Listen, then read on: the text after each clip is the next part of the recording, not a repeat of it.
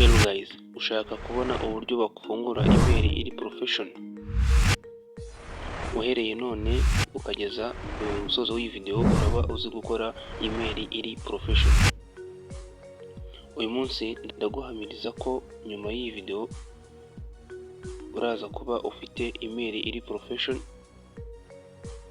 kandi ikora kuri social media zose, ukayifunguza TikTok, YouTube ndetse n'ibindi byose bisigaye. Welcome to MTech Show. Hano tugufasha gukora ibyo abandi babona ko bigoye, ukabigeraho mu buryo bworoshye kandi bwihuse kandi buri profession. Reka dutangire. Why need you profession Gmail? Impamvu Gmail yawe ikwiye kuba profession ni izi ngizi. Icya mbere, Gmail yawe igomba kuba ifite trust imbere y'abantu ukorana nabo.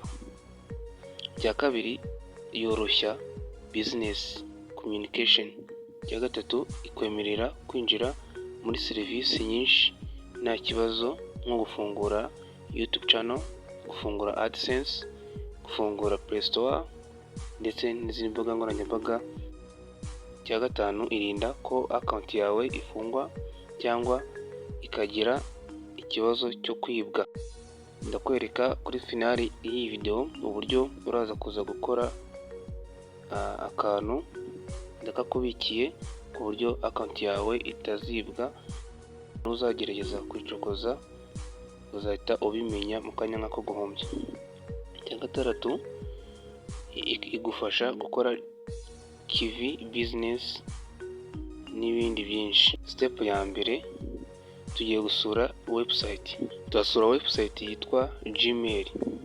Fungura browser yawe cyangwa se Google, ujye kuri www.gmail.com.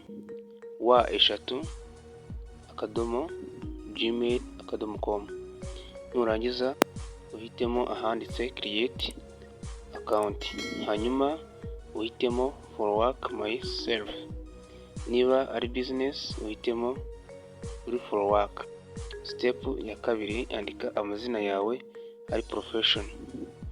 Amazina yawe ukoresha agomba kuba asa neza, atari ayayandi dusanzwe tuzi cyangwa se tukatuyite cyangwa se ay'umwana cyangwa nickname. Urugero rwiza ushobora kwandika amazina Emi Tech. Irinde aya mazina: King Boy 123, Sweet Love 254, Started Game 49. Ibi ngibi ni ikosa kuba wakwita amazina ameze gutya, ni mabi, ntabwo aba ari profession. Bituma account yawe itagaragara neza nk'iy'abantu bakuru. Step ya gatatu ni icyo guhitamo password ikomeye. Hitamo password yawe iri profession. Password yawe igomba kuba byibura ikoze gutya, nibura igomba kuba ifite character zigera kuri 10 kugera kuri 12, irimo inyuguti nkuru, nk'urugero A y'inyuguti nkuru cyangwa A y'inyuguti ntoya, kandi igomba kuba irimo imibare byibura habaye harimo umwe, ibyo biba bihagije. Icya kane, igomba kuba irimo symbol. Symbol, iyo tuvuga symbol ni arrobas cyangwa se all hashtag. Urugero, dushobora kwandika password emi@25, ibyo biba bihagije. Step ya kane, phone number recovery email. Iyo tuvuze recovery email muhita mwumva ko ari email yunganira iyi ngiyi turi gufungura. Okay, noneho telefone, akamaro ka phone number ni uburyo naho banyuza ubutumwa bwa code. Okay, ibyo birumvikana. Tugeze ku gace ka kane, ibi ni ingirakamaro cyane. Shyiramo telefone yawe ukoresha kandi ugendana n'indi email yo kugufasha recovering igihe wibagiwe password. Ibi ni ingirakamaro kandi birinda ko Gmail yawe wayihomba cyangwa se bakaba bayiba. Agace ka gatanu ni agace ka security. agace ka sekirite akawunti yawe igomba kuba ifite sekirite.